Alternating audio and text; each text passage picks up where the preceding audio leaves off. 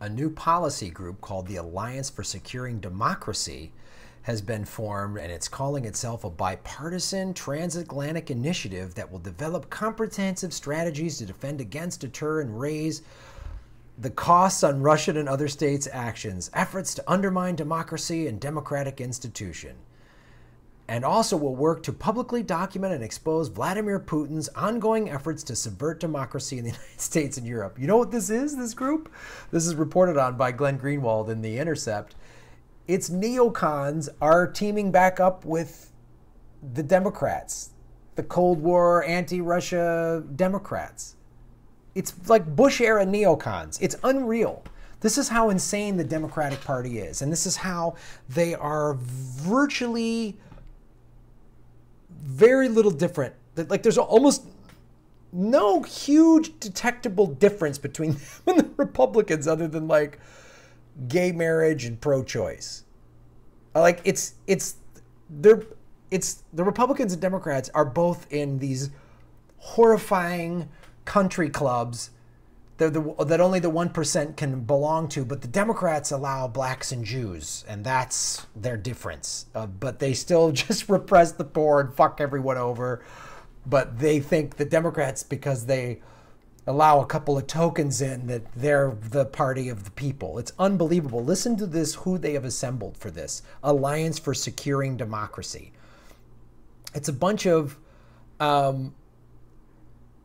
people from the, you know, the war wing of the Democratic Party, which is a big wing, and then like crazy Republican neocons, right? First, there's the Democrat Laura Rosenberger, served as a foreign policy advisor for Hillary Clinton's 2016 presidential campaign and chief of staff to 2 Obama national security officials.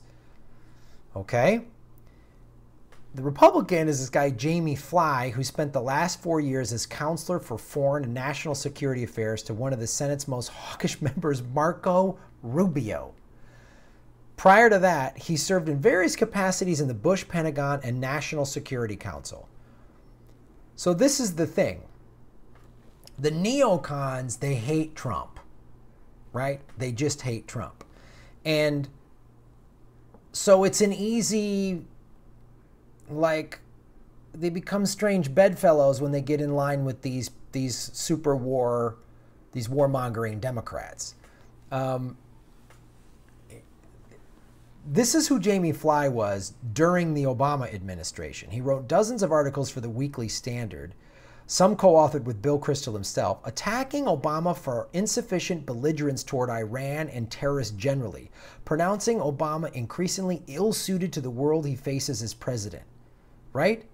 This is also the Jeb Bush that was part of Jeb Bush's campaign.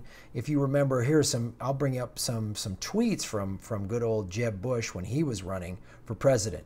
This is from September 27th, 2015. Obama allows Russia and Iran more influence in Syria and Iraq. Not good for U.S., Israel, or our moderate Muslim partners. These are the people that wanted to, like, it's so, and yeah, Obama wasn't warish enough when he took us from 2 wars to 7. Like, more war. These people want more war. Here's some of the other people. Mike Chertoff. You might remember Mike. He was Secretary of Homeland Security from 2005 to 2009. Then he worked to strengthen U.S. borders. Bill Kristol, of course, editor of the Weekly Standard. He was in Chief of Staff for Vice President Dan Quayle, and was on the board of the Project for a New American Century, a foreign policy initiative. Okay? And then there's Michael Morrell. Michael Morrell is acting director of Central Intelligence Agency in 2011 and again from 2012 to 2013. And he also served as deputy director and director for intelligence at the agency with over 30 years at the CIA. This is what they have. This is who they want.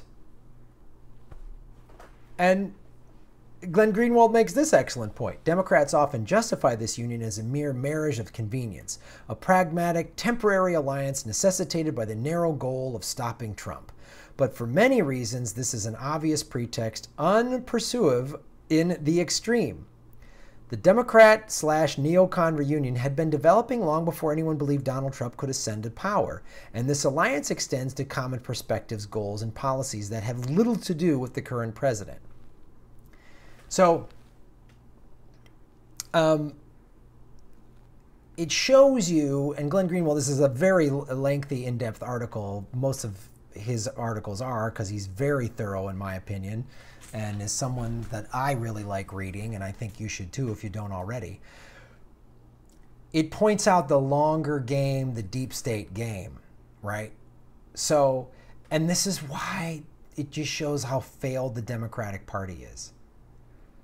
They just, oh, we got to resist Trump. And this will get neoliberals to go, oh, I guess this is good. Yeah, anything to stop Trump, because that's the tune they're singing. Got us anything to stop Trump. And it's like they don't see, they still think there's this big difference between Republicans and Democrats. Like there's this huge difference. The Democrats are the good guys and the party for the people. No, they are not.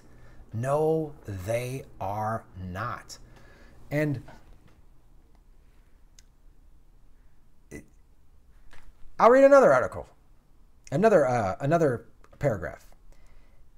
It is true that neocons were among the earliest and most vocal GOP opponents of Trump. That was because they viewed him as an ideological threat to their orthodoxy, such as when he advocated for U.S. neutrality on the Israel-Palestine conflict and railed against the wisdom of the wars in Iraq and Libya. Libya that Obama did. Iraq that Bush did. But they were also worried that his uncouth, offensive personality would embarrass the U.S. and thus weaken the soft power needed for imperial hegemony. Even if Trump could be brought into line on neocon orthodoxy, as has largely happened. You've seen him, that's the thing.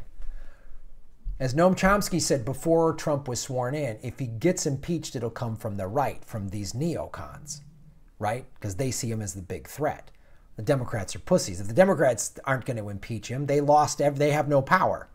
They gave it up because they ran Hillary with no actual progressive plan. But Democrats and neocons share far more than revulsion toward Trump, particularly once Hillary Clinton became the party's standard bearer. They share the same fundamental beliefs about the U.S. role in the world and how to assert U.S. power. In other words, this alliance is explained by far more than antipathy for Trump. Right?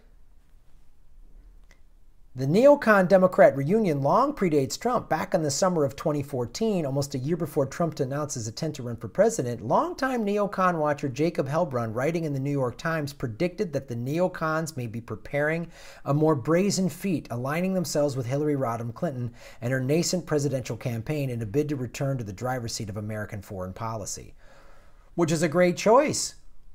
Because she, as Secretary of State, she went in there and committed atrocities in Libya.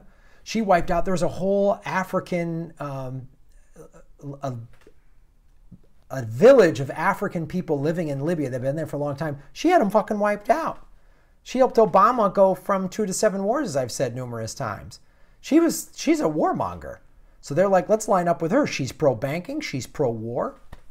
And Trump's a wild card. It was saying in this campaign, we shouldn't be in Syria. We shouldn't be dealing with Saudi Arabia. You know, Iraq happened on Jeb Bush on your dad's watch, he said in one of the debates, numerous times, in fact. So, the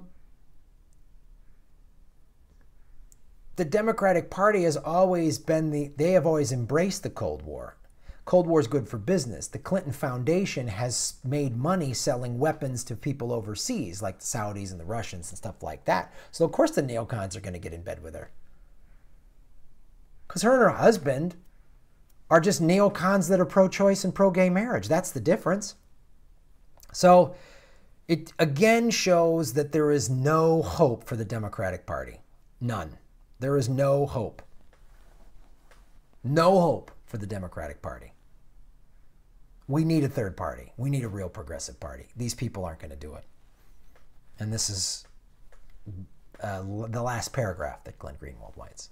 If Bill Kristol and Mike Chertoff can now sit on boards with top Clinton and Obama policy advisors, as they're doing, this is reflective of much more than a marriage of convenience to to stop an authoritarian, reckless president. It demonstrates widespread agreement on a broad range of issues and, more significantly, the return of neocons to full-scale DC respectability, riding all the way on the backs of eager, grateful establishment Democrats. As Ralph Nader said, the difference between the Republicans and Democrats is the speed with which they drop to their knees for corporate money. Read the whole article. And I'm so grateful that it's weird. This wasn't in like the LA Times or USA Today or the Washington Post or wasn't in any of those papers. Huh. Well, CNN isn't reporting this. If CNN reported this, they're just going to talk about, oh, a bipartisan think tank to fight Russia, Russia, Russia, Russia, Russia. Good ratings, Russia, Trump, Russia. Good ratings, Russia, Trump. Thanks for watching the show.